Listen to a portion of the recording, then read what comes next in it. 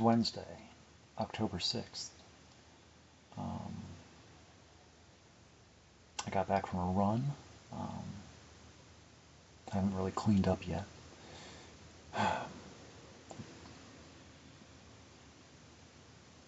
Took a little bit of video outside and then posted that. Just 'cause. It was a good run. Came up with some good thoughts, if I remember them, to write about them later. It was raining today. I was thinking about Angel's Advocate and Devil's Advocate, and how I've always been better at being an advocate than being an adjudicator, because I don't know what's right. Depending on perspective, what is right and what does the most good with doing the least harm. Life triage, is you explore the topic. It's like somebody's not going to be happy, and it doesn't have to be about people. Something is going to be paying the cost. Everything. It's just all about matter and energy conversion anyway. Fundamentally, one pattern usurping the energy and matter of another to establish its own pattern and to propagate its own pattern, favoring itself in its own matrix versus the matrix of something else. So, at its fundamental, which isn't very interesting. It's not.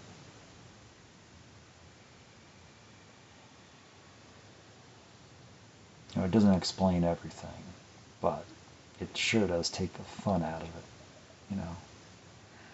And that's only what we think we know. A lot of times it's like we think we know a lot, but we don't know. What we don't know is a lot more than what we actually know, and we just don't know it. We think we know a lot, but we don't know how much we don't know. And because there's like places where it's like I can get to, and it's like, and then I get lost, and it's like, wait, how did I get? And it's gone. It's like, well, that was, how did I? It seemed complicated, but then it's gone, and it's like I don't even remember what I was thinking about. But it sure seemed interesting, but I can't replicate it or get back to that same train of thought that I was on. So, it's just one of those things. Anyway, I don't really have anything to say. I just kind of I just liked my hair, actually, how it was just kind of like that, just kind of stringy. I know, it's just really long. This is the longest it's ever been, and it might never be this long again. I don't know. I might get it cut eventually, or trimmed, or something. I don't know, but it's just kind of cool. And why is it? Why am I growing it long? Because I can. I grow it long every winter, and so in 2019, I got my last haircut around September or October. I think it was September. It was around the same time I quit smoking. And and then I don't get a haircut again until usually spring. So like a good 5 months. So it's like I don't wear hats, so I just let my hair grow in the winter, and then get it cut in the spring when it starts getting warm out. And then in 2019 into 2020, that was when the pandemic happened. Still happening, apparently. Um, Depending on who you talk to. Um,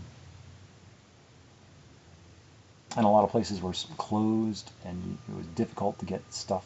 Even going to the bank was tough, or getting a haircut, or any sort of anything. You had to interact with another person, or be close by, or stuff.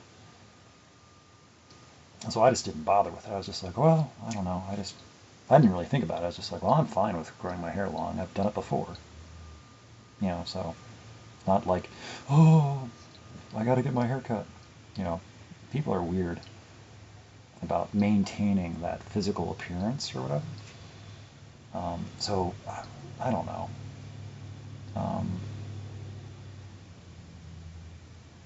So when stuff started reopening, it was like, I don't know, or reopening conditionally, so people could get haircuts again. People were like, oh, thank goodness we can get haircuts again. Oh my gosh, we can get back. It'll be like getting a little bit back to normal, getting a haircut. Oh my gosh. And so people started getting their haircut. And they had to wear masks, and it was all like, I don't know. I didn't get one. But after everybody was getting their haircut, it was like, I was reminded so many times, oh, you can get your haircut. You can get your haircut now. Haven't you heard you can get your haircut? You can, don't you know that you can get your haircut? Why aren't you getting your haircut? And it was just a thing for like a long time. Months I was getting reminded to get my haircut. And I don't think I ever really explained. I just said, I don't know. I don't think I ever explained. I just let people get used to it. That was, I'll change. You stay the same. Do whatever. I'll just keep doing what I'm doing. You keep doing what you're doing. If it's not hurting me, then it's like, I don't remind you to do stuff because I'm not really paying attention to all the stuff that you might be doing. Maintain your whatever it is you're doing over there. Continue. I'll do whatever I do. I don't know why it's anybody else's business, but for some reason they seem to think it is, and or maybe they were trying to be helpful. It's hard to say, but not when it starts taking on that mocking tone where people are starting to make fun of me. And, I don't know. I don't like it. I don't appreciate it. Anything that has to do with like being mocked or bullied or teased or made fun of, or it's like, I don't, it's like, I'm not stupid, but I can be slow in a lot of areas. And things that might be obvious are not always obvious to me. And it might take me a little while. And it's not on purpose, and it's not intentional. It's just how it is for me and my, so how I deal with things. I'm okay with it. It just, I just get confused and frustrated when other people want me to be fast, and it's like I don't know how to be faster than how I am, and I need instructions, and whatever instructions people are. It's like, I'm glad that made sense to you and you were able to follow along with your own instructions, but I need to do it myself a couple times, make those chains and connections, and figure it out. And the way I end up figuring it out, it's going to be different than how you do it and how you think about it. And don't correct me.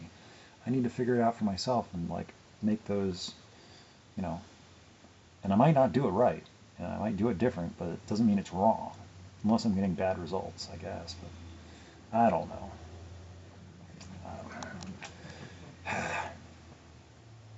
But I was thinking about, this is going into a writing later, if I remember, um, as far as like devil's advocate, angel's advocate.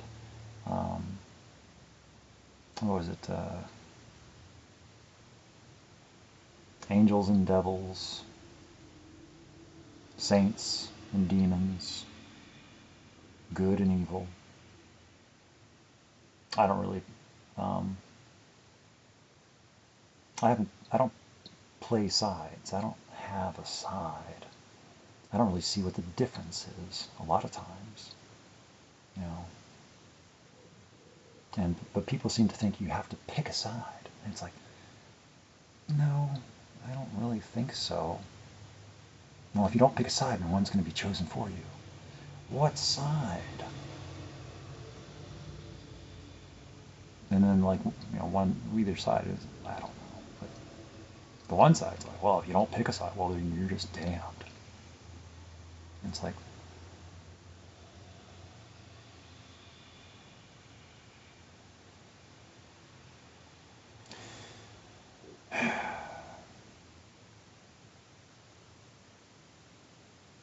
I had a line of thought that went with that when I was running, and I can't find it right now. But if basically it's like I'd rather be damned than to live like how there are some would want me to live a life of their understanding. It's like I don't want to live my life like that. It might work for them, and I'm not criticizing, and I'm not condemning, and I'm not saying I know any better. I'm saying, you know, just because it works for you, and it's like, that's great. I'm glad you're happy with it. Good job. But it's not the catch-all, be-all, cure-all for everybody. No matter how much you want it to be, it's not going to be. Live and let live. And these things, they talk about, but do not practice.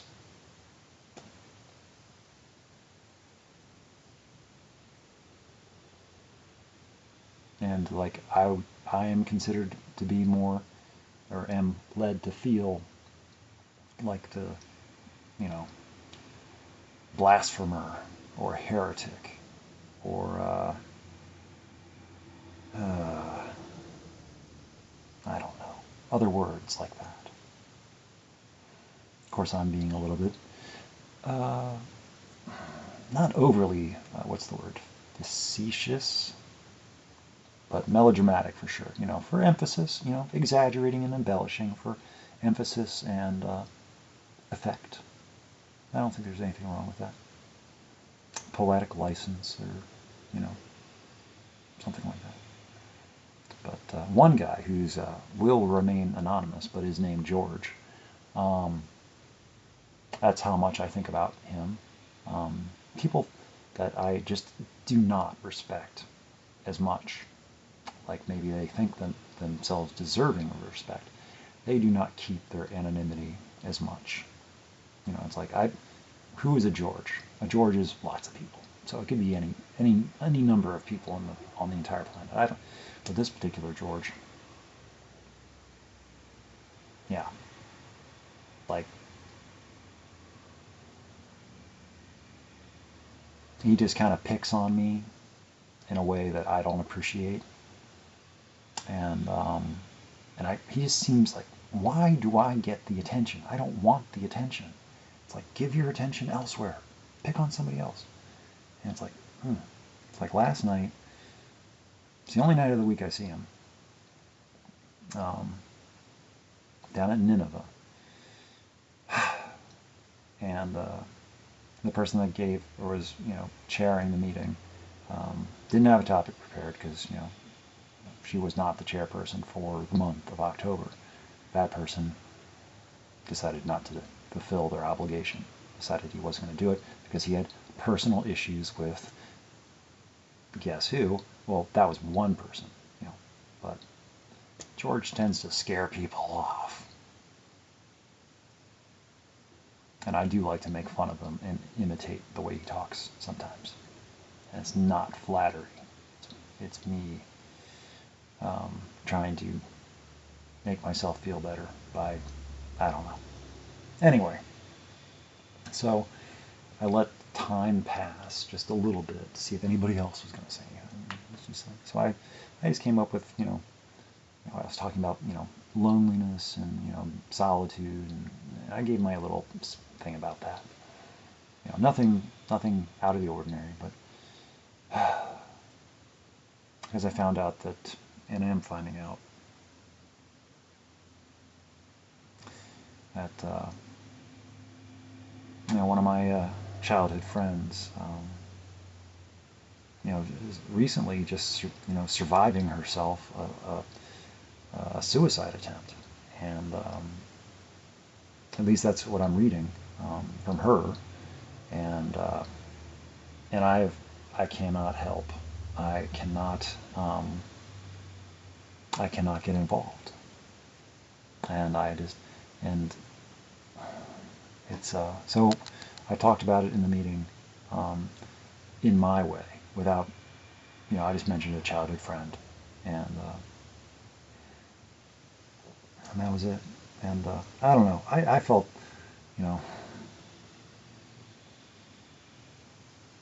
I felt how I felt about it, and some people got it, that it's like I'm not talking about myself personally. Well, a little bit, because in the way that we all do. Not that I'm like suffering with loneliness and desperation and sadness and, well, I need to do more service work and I need to attend more meetings and help the newcomer, and oh my gosh. I wasn't asking for,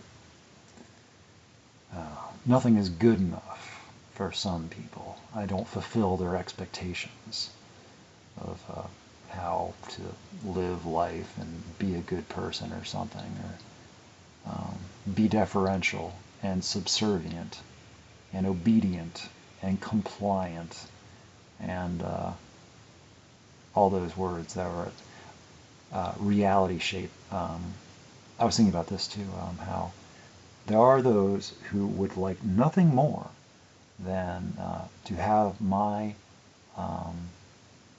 to want me to let them shape my reality and tell me what the nature of it is, and have me seek their counsel and be reliant on them to tell me if I'm doing well or not,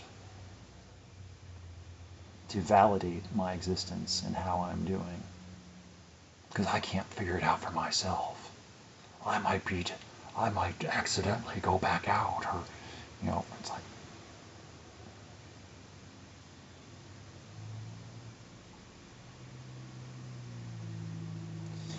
fearmongers, doomsayers, they are the ones who are afraid.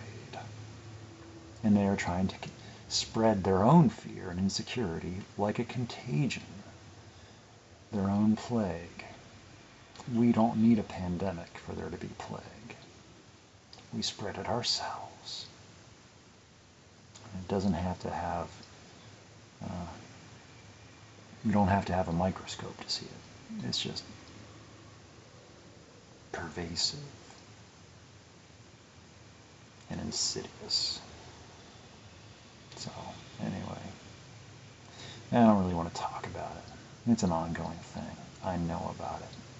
I am aware, and measures are in place that I don't allow it to infiltrate and bother me as much as what it used to. And because I know I'm not the only one that sees it, so that helps. And I just won't be bullied. I just will not be bullied into thinking that I'm doing bad when I'm not. To think I am bad when I'm not. So, anyway. It's like I will not let other people convince me that I'm guilty of their crimes and guilty of their thoughts. It's like, what? they think certain things. It's like, I don't. Just because they think a certain way and they think of things, it doesn't mean that I do.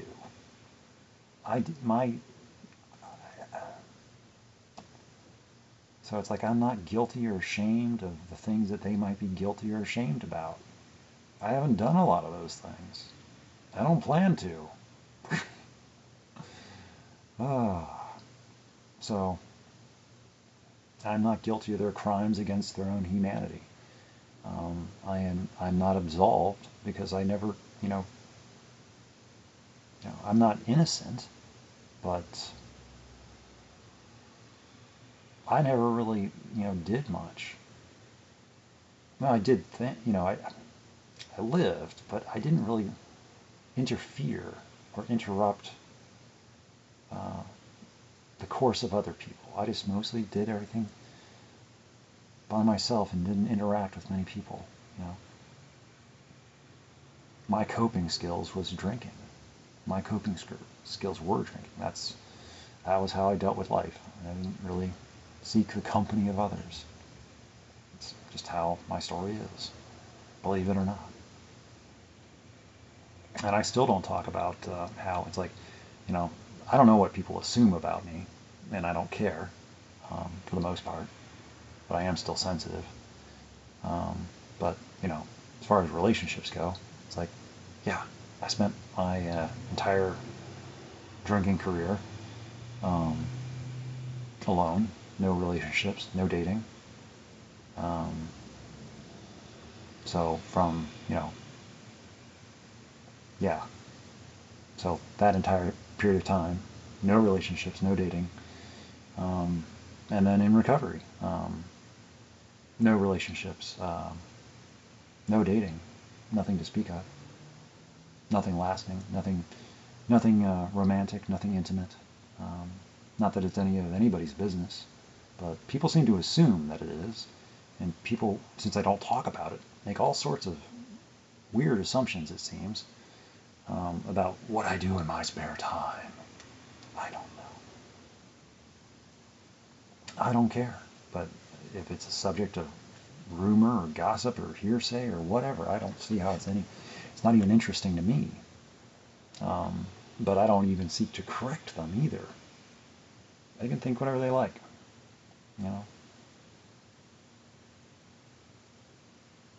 But yeah, I'm very used to being alone. So I'm not afraid of being alone. I don't seek to be around people very much. I like just being, uninterfered with. I got something in the oven, so I'm checking the time. I should go soon.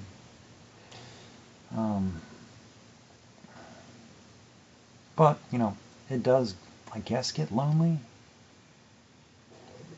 I think. I don't know. I'd like to try.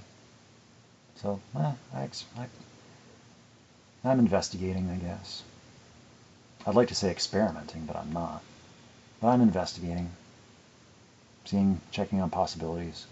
But I haven't actually put it to the test as far as like spending time with anybody for any considerable length of time besides just at all. So that hasn't happened yet. Even just unromantically or aromantically, just hanging out with anybody on a regular basis. I don't do that. So it's like, I don't know how I'd react or, But anyway, it's not a problem for me. It is normal to me. And other people, it might not be normal to them, and it might seem like it's a problem, or it might seem like it's dangerous or something. For them, yeah, maybe it is. But I'm not asking them to live like me. So they're asking me to live like them, and I cannot. I am not them. There's a difference right there. I don't know why it's so hard to see. That I'm not asking to be like them. I'm not trying to be like them. I don't want to be like them.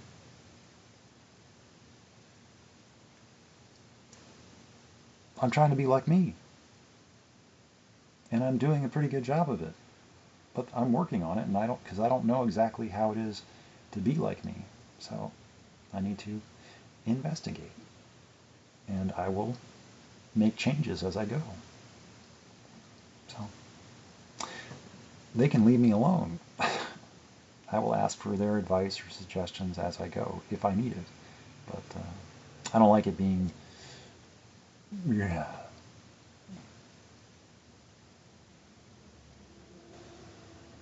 So anyway, yeah. I guess I just needed to talk about that.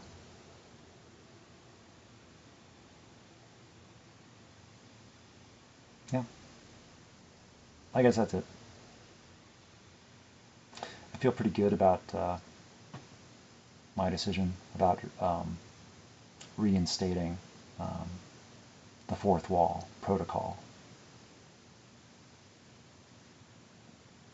I had to drop it because I needed to check on something. And I did.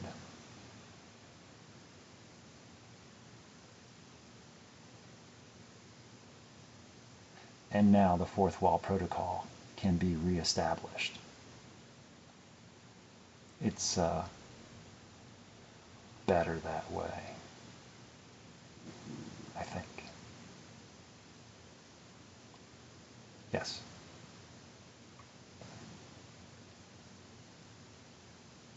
So, anyway, that's all I got.